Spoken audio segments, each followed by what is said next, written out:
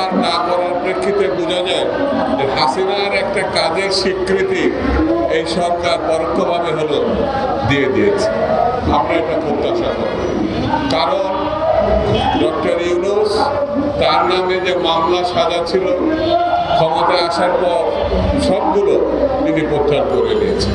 প্রত্যাহার করতেই পারেন, তার বিরুদ্ধে অস্বাভাবিক এবং অন্যায়ভাবে যে মামলা দেওয়া হয়েছিল, কিন্তু রাজনৈতিক দলের নেতাকর্মীরা 17-18 বছরের যে গণতন্ত্রের সপক্ষে লড়াই করেছে তার প্রেক্ষিতে তারা নিহত হয়েছে, শহীদ হয়েছে, গুম হয়েছে, ঠিক তেমনি মামলারও শত শত হাজার হাজার লক্ষ লক্ষ মামলা তাদের উপর দেওয়া হয়েছে। সেটা প্রত্যাহার করা হবে।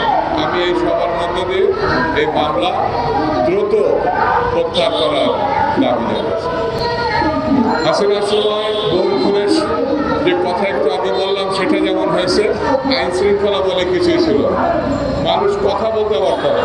আমাদের নেতা জনাব তারেক রহমানের বিরুদ্ধে হাইকোর্ট, সুপ্রিম কোর্ট ব্যবহার করা হয়েছে।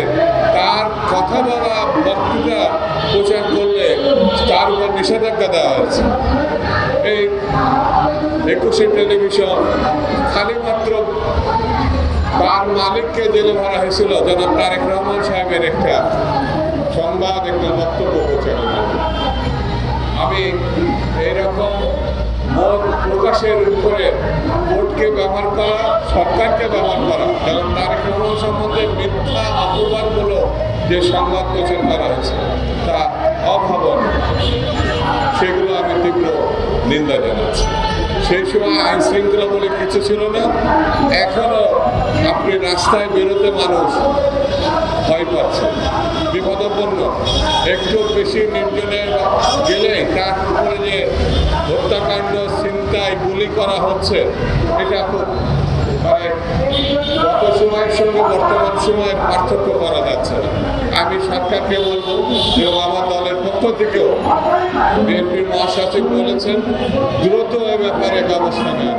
যে শাসনকালে মানুষ যে নিত্য প্রয়োজনীয় দ্রব্যাদির অস্বাভাবিক মূল্য বৃদ্ধির কারণে একটা দুর্ভোগের মধ্যে ছিল, এখন সেটা যে খুব লাঘব করতে পেরেছে এমন দৃষ্টান্ত দেখাতে পারে। হাসিনার সময় গুম হয়েছে, নিখোঁজ হয়েছে, মামলা হয়েছে।